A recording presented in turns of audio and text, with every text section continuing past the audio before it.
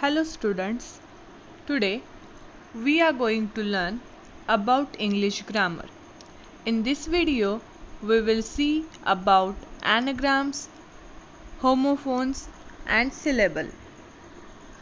First of all, we will learn what is an anagram. An anagram is a play on words created by rearranging the letters of the original words to make a new word or phrase. म्हणजेच ॲनाग्राम हा शब्दांचा खेळ आहे ज्यामध्ये एखाद्या अक्षरातील किंवा एखाद्या शब्दातील अक्षरांचा क्रम बदलून नवीन शब्द तयार केला जातो. Anagrams can be fun and witty. We can often find examples of anagrams in everyday life. ॲनाग्राम हे मजेशीर आणि विनोदी असू शकतात. आपण दररोजच्या जीवनामध्ये अनेक ठिकाणी ॲनाग्राम्सचा उपयोग करतो. Here are some example of anagrams. See, first example, save, S-A-V-E, save. आपण काय म्हणतोय की अक्षरांचा क्रम न बदलता शब्द बनवायचा आहे. S-A-V-E, save, V-A-S-E, west.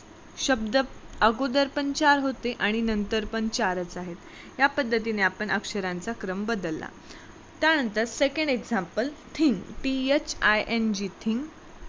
त्याच शब्दापासून नवीन शब्द बनवला, N-I-G-H-T, नाईट.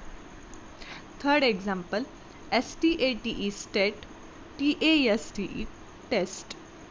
या पद्धतीने ॲनाग्राम्स बनवले जातात. Now we will see what is homophones. Words that have the same sound, pronunciation but differ in spellings and meanings are called homophones. ज्या शब्दांचा उच्चार किंवा ध्वनी सारखाच असतो पण त्यांच्या स्पेलिंगमध्ये आणि अर्थांमध्ये बदल असतो, अशा शब्दांना आपण होमोफोन्स म्हणतो. Here are some example of homophones. First example, west, W-A-I-S-T, west म्हणजे कमर आणि W-E-S-T, west म्हणजे पश्चिम दिशा. या पद्धतीने फक्त उच्चार सारखा आहे किंवा ध्वनी सारखा आहे, मात्र स्पेलिंग आणि अर्थांमध्ये बदल आहे, त्यावेळेस आपण त्यांना होमोफोन असे म्हणतो. सेकंड एक्झाम्पल, न्यू, K-N-E-W, नोचं भूतकाळी रूप न्यू होतं म्हणजे माहीत असणे. न्यू, N-E-W, न्यू म्हणजे नवीन. Third example, W-E-A-K, week, week म्हणजे कमजोर आणि W-E-E-K, वीक म्हणजे आठवडा. यामध्ये स्पेलिंगमध्ये पण बदल आहे आणि अर्थांमध्ये पण बदल आहेत, फक्त त्याचा उच्चार सारखा होतो. And fourth example, hair, H-A-I-R, hair म्हणजे केस आणि H-A-R-E, हेअर मीन्स सशाचे पिल्लू. या पद्धतीने होमोफोन्स असतात. Next we will learn about syllable.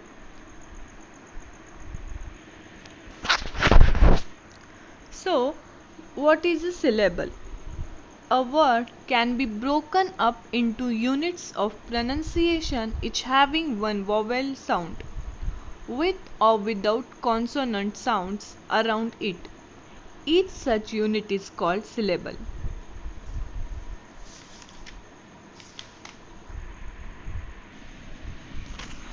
We know that there are 5 vowels in English, that is A, E, I, O, U.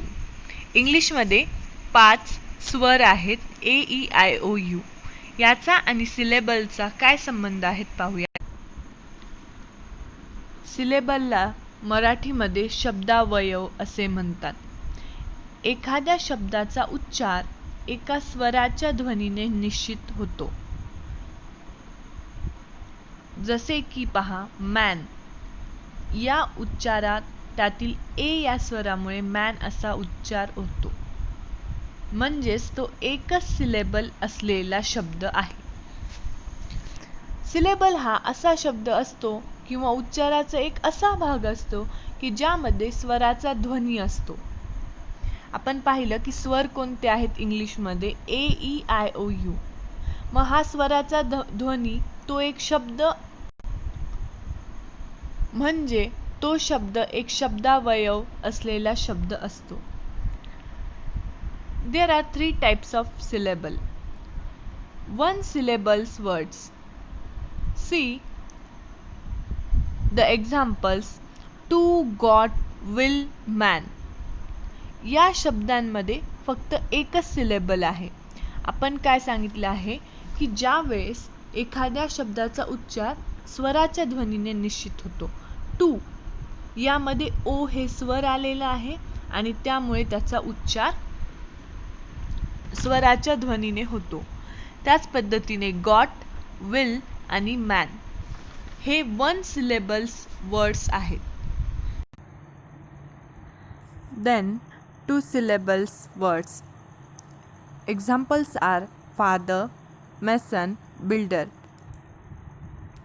Here words are divided into two parts. यामध्ये शब्दांचे दोन भागात विभाजन झाले आहे. Father FA and then THER. Mason MASON. पहा शब्दांमध्ये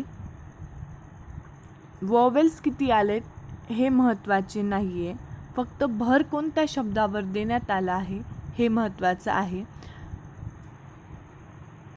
Then 3 syllables words.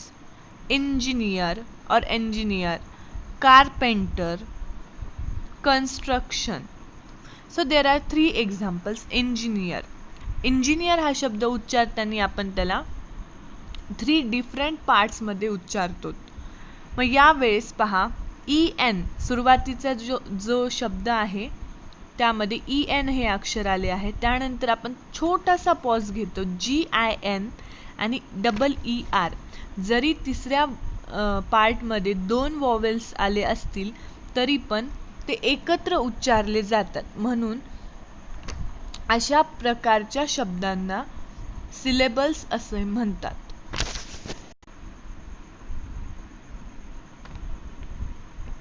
Now there is a question given on page number 33.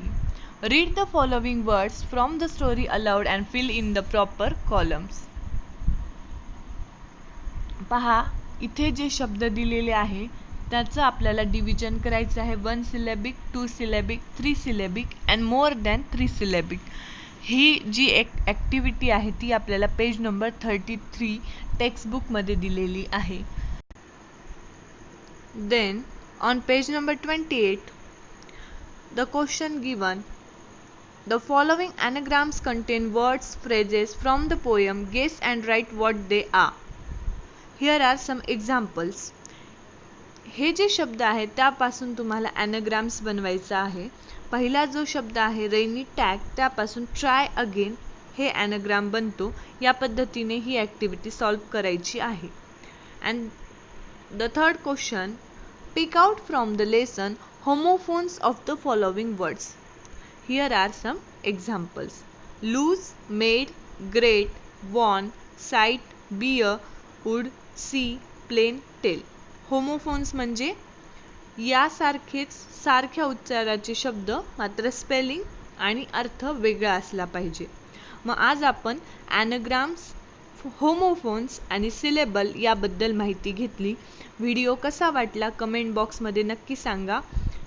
आवडल्यास लाईक आणि सबस्क्राईब करा. व्हिडिओला शेअर करा. Thank you so much.